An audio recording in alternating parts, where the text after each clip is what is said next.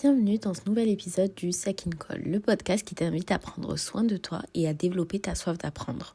En janvier 2024, j'ai réalisé un magnifique voyage, alhamdoulilah, je suis partie 18 jours en Arabie Saoudite pour faire une Umrah. Je ne vous parle pas de cela dans le but de faire de l'ostentation, qu'Allah nous en préserve, mais pour en discuter, que ce soit du déroulement de ce voyage, comment ça se passe, ce que j'ai appris, en quoi ça m'a rapproché d'Allah, etc. C'est vrai que dès que j'ai su que je partais, j'ai commencé à chercher des podcasts sur le sujet et c'est peut-être bête, mais je voulais des conseils pour me préparer, savoir ce que je devais faire, etc. Parfois, je suis très pratico-pratique, je pense qu'on a remarqué. 1 an plus tard, je me dis pourquoi pas faire un podcast pour essayer d'aider à mon échelle, Inch'Allah. J'espère que ce sera utile. Déjà, dans un premier temps, j'aimerais qu'on parle du fait que l'on entend souvent je ne suis pas prête, je ne me sens pas légitime, je ne suis pas assez pieuse. Honnêtement, je me suis moi-même faite cette réflexion, donc bien sûr, il n'y a aucun jugement dans ce que je suis en train de dire, mais vraiment, le but du voyage, c'est de se purifier, de se nettoyer. Tu ne te dis pas, je suis trop sale pour faire la douche, donc là, c'est pareil, vraiment. On fait tous des péchés, donc on arrête la culpabilisation et on fonce. La culpabilisation, ça se dit. Ok, super, ça se dit. Plus sérieusement, moi aussi, je suis passée par cette pression de si j'y vais, que je ressens rien, si j'ai le cœur mort carrément, déjà que je stresse pour rien. Alors là, les remises en question, je ne te raconte pas. Au final, on est tous des êtres humains, on fait tous des erreurs, on commet tous des péchés. Il faut juste se préparer un petit peu quand même pour y aller en faisant beaucoup de doigts, en purifiant nos intentions surtout. Se demander pourquoi est-ce qu'on veut y aller. Je n'y vais pas pour me faire bien voir ou pour faire plaisir à mes parents ou mon mari ou autre. J'y vais pour moi. C'est ça que vous devez checker. Ensuite, bismillah, on décolle. Le premier step du voyage, ça va être les préparatifs. Pourquoi c'est important de se préparer ? C'est comme pour tout, que ce soit Ramadan, des examens, un sportif, il ne va pas aller faire une course sans se préparer. Nous, c'est pareil. Surtout qu'en tant que musulman, on vise l'excellence, al-ihsan. Tu dois te préparer à aller dans ce lieu merveilleux, à être le plus proche du prophète Mohammed sallallahu alayhi wa sallam et de ton créateur. C'est une sensation incroyable. Je vous souhaite à tous d'y aller, Inch'Allah. Et je me souhaite d'y retourner aussi, bien sûr. Donc, dans un premier temps, on va se poser des questions et se demander comment on peut se préparer à ce voyage spirituel. Ce voyage où on se détache de tout, où on oublie notre quotidien, les choses futiles de ce bas monde, on oublie les réseaux sociaux, on oublie le travail, les épreuves. Tout semble futile, seule ta relation avec Allah, elle va compter. Donc là, avant le départ, et même si tu n'as pas encore prévu d'y aller, c'est le moment de l'introspection, c'est le moment du bilan. Surtout que là, ça tombe dans une période, ce podcast, juste quelques semaines avant Ramadan. Donc, dans tous les cas, c'est le moment de l'introspection. Profitons-en, tous ensemble. Où est-ce qu'on en est dans notre relation avec Allah ? Qu'est-ce qu'on peut faire pour s'améliorer ? Qu'est-ce qu'on aime dans cette relation et qu'est-ce qu'on veut améliorer. Parce que oui, bien sûr, il y a du positif et il faut le prendre en compte. C'est comme ça qu'on se motive à continuer. Ce que tu peux faire aussi avant de partir, c'est préparer un carnet de spiritualité. Si tu n'en as pas déjà un, je t'explique. Moi aussi, moi non plus, je n'y avais pas pensé au début. Mais une amie, elle m'avait fait un cadeau avant mon départ. À l'intérieur, elle avait mis plusieurs choses dont j'allais avoir besoin pendant cette Umrah. Une abaya évidemment, même si j'en avais pris d'autres bien sûr, un livre, on va en parler plus tard, et un carnet pour noter tout ce que je voulais. Sa cousine a été partie avant elle lui avait conseillé de prendre un carnet pour noter ses souvenirs, les moments importants, les notions spirituelles, les doigts, etc. Et c'est ce que j'ai fait. Dans ce carnet, j'ai mis les étapes et les doigts à dire pendant la Umrah. Évidemment, la base pour se préparer quand même, je pense, c'est de se renseigner sur les actes cultuels, les obligations, les sunnas, les statuts, etc. Je vais peut-être résumer comment ça se passe juste après. Ensuite, j'avais fait une liste de doigts.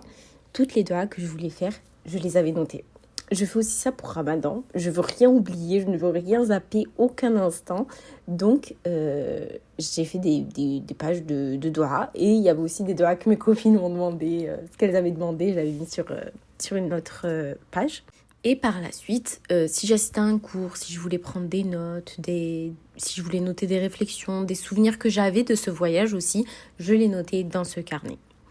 Qu'est-ce que j'ai embarqué d'autre ? Des livres, forcément, évidemment. Pour pas porter trop d'affaires, surtout avec les allers-retours qu'on faisait de l'hôtel au masjid, etc. J'avais pris le Coran, Tasbih, on va dire, et Histoire des prophètes dans mon iPad. que j'emporte partout avec moi. C'est trop grave. Mon iPad est une extension de moi. Il y a une femme, quand on se retrouve entre sœurs, elle me demande « Selma, est-ce que tu as ta tablette? Tu nous fais un cours ?» Elle sait très bien que si je ne l'ai pas, je ne me sens pas apte à le faire. Alors qu'il y a le même contenu dans mon téléphone, mais ce n'est pas grave. Au niveau des autres livres que j'ai pu prendre, en dehors des histoires des prophètes, il y avait le livre pour préparer sa Umrah. Celui qui m'a beaucoup aidé, c'est le guide de la Umrah de Sofiane Mediani. Qui m'a permis en fait d'avoir les étapes d'une Umrah, mais surtout le point de vue spirituel. C'est ça que j'aimais. C'était pas juste alors il faut faire ci, ça. C'était, on avait ce côté-là spirituel. Parce que oui, c'est important de savoir comment faire, mais il faut aussi savoir pourquoi on le fait. Il y a un but de purification derrière une Umrah. Il y a le but d'une élévation spirituelle.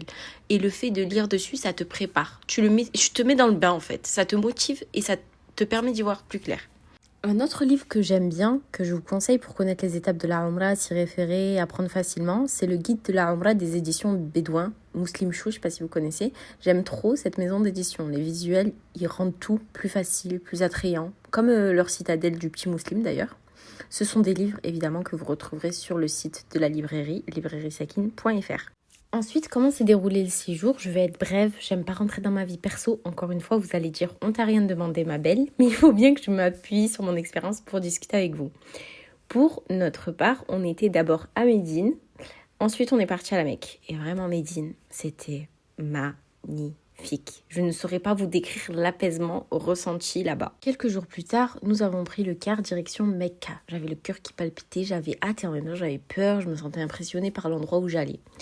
Le rousl, du coup, vous le faites à votre hôtel. Enfin, si vous démarrez de Médine, je veux dire. Et vous prenez le car, le TGV. Ça dépend de ce que vous avez pris dans votre formule. On se met en état d'ihram dans un miqat. On s'est arrêté sur le chemin de Médine à la Mecque. Sinon, c'est dans l'avion pour ceux qui viennent, qui vont directement à la Mecque. Là, c'est une introduction. Tu te mets en condition. Ok, là, je vais faire un acte super important. Je vais dans la maison d'Allah, je suis l'invité d'Allah.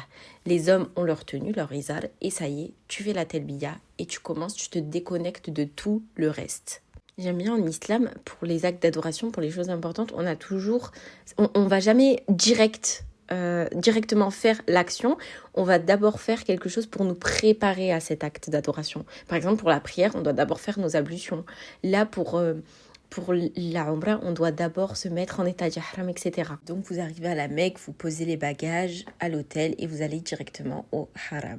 J'ai envie de pleurer en y pensant, c'est tellement impressionnant, c'est tellement grand, tellement plein. Tu te dis, waouh, toute cette foule est venue des 4 coins du monde pour adorer Allah subhanahu wa ta'ala, c'est beau. Des tas d'origines différentes, des tas de milieux sociaux différents. Mais finalement, on est tous au même rang. Tous là pour la même chose, et quand tu y réfléchis, ça rappelle aussi comment sera notre fin. On aura beau être ingénieur, médecin, avoir un statut totalement différent, on finira tout seul au même endroit en étant jugé pour nos actes seulement. Arrivé devant la Kaaba, que dire? Franchement, je sais pas, les mots me manquent. Je la pensais plus petite si vous voulez savoir. C'était vraiment impressionnant. Déjà, je m'attendais pas à toutes ces constructions autour. Vous allez dire, Selma, t'as pas de télé chez toi? Si, mais je sais pas, je m'attendais pas à autant de construction autour. En fait, il faut vraiment rentrer dans les annexes, on va dire, pour la voir. Vous allez peut-être vous moquer de moi, mais tellement j'étais choquée en la voyant de loin, je croyais c'était faux. Genre, c'était une fausse Kaaba. Me demandez pas pourquoi, comment, moi-même, je sais pas. Bref, là, nous passons aux choses sérieuses. Même si, bien sûr, la Umrah a déjà commencé avec l'état d'ihram, mais là, on commence les actes autour de la Kaaba. Donc tu commences avec ton guide si tu es en groupe, sinon seul, là tu te mets dans ta bulle et tu demandes tout ce que tu veux à Allah, c'est ta thérapie, tu te confies à lui. Pendant le tawaf, Safa, Marwa, etc. Je rappelle qu'il faut avoir ses ablutions pendant le tawaf. Je vous invite vivement à prendre des cours de religion de manière générale, d'ailleurs c'est trop important et obligatoire au passage, mais peut-être je vais en parler dans un autre épisode, peut-être pour pas trop m'égarer, même si je le répète tout le temps, prenez des cours. En tout cas, pour être bref dans les étapes, c'est l'état d'ihram au miqat, la telbiya sur le chemin, le tawaf autour de la Kaaba, les 2 rak'at devant la Kaaba, on va boire un verre de zemzem, on fait Safa et Marwa, puis on coupe les cheveux. En tout, une Umrah, ça dure quelques heures. Et le nombre d'heures aussi, ça va dépendre de ton groupe, de l'heure à laquelle vous la faites. Parce que ça va déterminer l'heure, ça va déterminer le monde qu'il y a. Si le soleil tape, forcément vous serez plus au ralenti, mais il y aura peut-être moins de monde. Il y a plusieurs facteurs qui rentrent en compte, mais en gros, ça dure quelques heures, on va dire, pour être en moyenne. En tout cas, si j'ai un conseil à donner à ceux qui y vont, c'est débile mon conseil, mais c'est profiter. Bon, c'est vrai que j'ai eu la chance d'y aller presque 3 semaines pour ma part, alhamdoulilah, mais en général, on y va 10 jours environ. Avec les trajets, ça fait moins, donc faut maximiser ces actes d'adoration. Évitez de passer des journées entières à faire du shopping pour les proches. Je sais qu'on est content, on veut leur ramener des trucs, mais vous y êtes pas pour ça, quoi. Évidemment, vous pouvez y consacrer un petit moment, mais j'ai peur que par la suite, vous regrettiez, en fait, d'être trop resté dans cette partie-là. En parallèle aussi, on peut faire des visites comme la grotte de Hira. Bon, personnellement, j'ai pas eu l'occasion d'y aller malheureusement, mais j'ai pu en faire d'autres comme le mont Uhud, Quba, la mosquée, Taïf. Franchement, ça fait des bonnes révisions sur les histoires des prophètes et particulièrement sur la Sira, bien sûr, et c'est magnifique. T'es à l'endroit où tout ça s'est passé.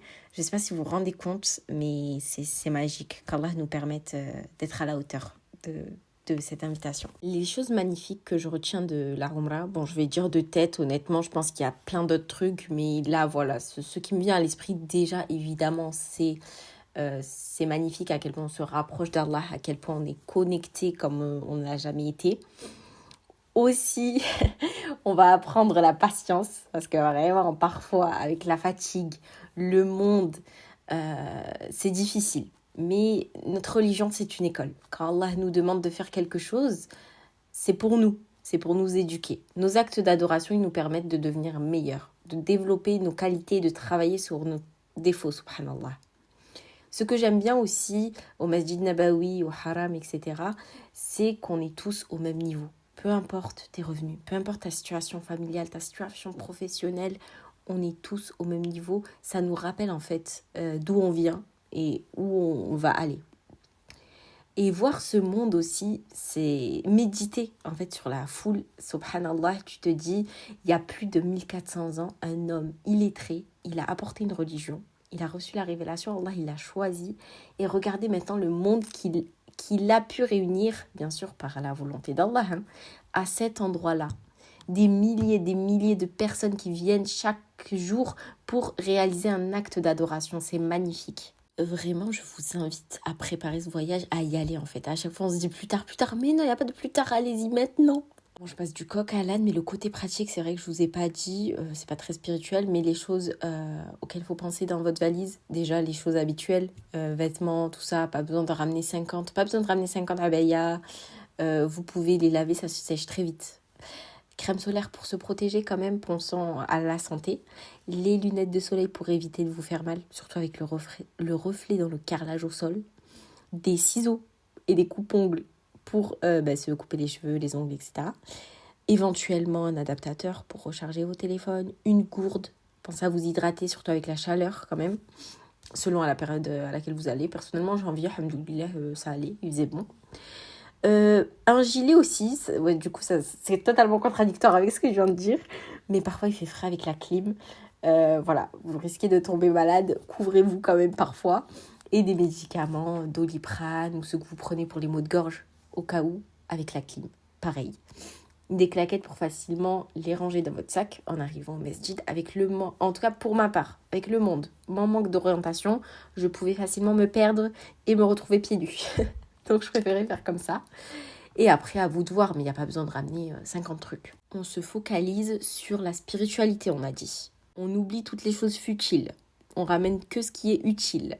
Et après, le voyage, comment se passe le retour à la Dar? Tu rentres un peu déprimé, clairement. Je pensais que c'était que moi, mais en fait, non. C'est arrivé à beaucoup de personnes. Tu te remets en question, je pense, et tu es triste, en fait, de quitter ce lieu sacré. Je ne veux pas vous faire peur, bien sûr, hein. Mais en vrai, c'est normal. J'avais lu quelque part Nous sommes des êtres spirituels qui vivons une expérience humaine. À la Mecque, à Médine, on est dans notre élément en fait. On est déconnecté de ce bas monde, on est en lien direct avec l'au-delà. On suit les traces des prophètes, des compagnons. Ibrahim alayhi salam, Ismaïl alayhi salam, ils ont construit la Kaaba. Hajar radiallahu anha, elle a gravi Safa et Marwa pour trouver de l'eau. Le prophète Mohammed sallallahu alayhi wa sallam, ses amis, ses meilleurs compagnons, Abu Bakr radiallahu anhu, Omar radiallahu anhu, ils sont dans Masjid Nabawi, subhanallah. Ça donne des frissons quand tu y penses. Des hommes pieux, ils sont passés avant nous. Donc le retour à la réalité, il peut être violent. Évidemment, tu auras besoin de changements en rentrant. Tu voudras, j'espère en tout cas, qu'on cherche à s'améliorer en rentrant quand même, à améliorer notre pratique. Et tu voudras du coup sûrement améliorer cette routine spirituelle du quotidien. Et Inch'Allah, j'espère qu'on y arrivera tous. Donc voilà, je vous recommande vivement de programmer une Umrah en prochain voyage. Ne croyez pas que c'est fait que pour les vieux ou il faudra le faire quand vous serez prêt ou autre. C'est d'ailleurs pareil pour le Hajj. On se dit tout le temps plus tard. Mais qui vous dit qu'il y aura un plus tard ? Je ne veux pas être pessimiste, bien sûr, mais si nos 5 piliers, ce n'est pas notre priorité, qu'est-ce qu'il sera ? Encore une fois, on a tendance à s'attarder sur des choses futiles, à se dire qu'on doit d'abord se marier, avoir des enfants, etc. Mais justement, avec les enfants, avec l'âge, les potentiels soucis de santé qu'on va avoir, tu risques d'avoir moins de chances d'y aller. Qu'Allah nous permette de faire notre hajj et qu'il soit satisfait de nous. J'espère vraiment que cet épisode, il t'aura donné envie d'aller en Umrah, au moins, prochainement, Inch'Allah. Et je te souhaite d'y aller, vraiment, c'est formateur. Qu'Allah accepte nos œuvres. Si cet épisode t'a plu, je t'invite à me laisser 5 étoiles et un avis pour me soutenir. Ça me permettrait de faire connaître le podcast. En attendant, je te dis à très vite pour un prochain épisode. Salam alaikum.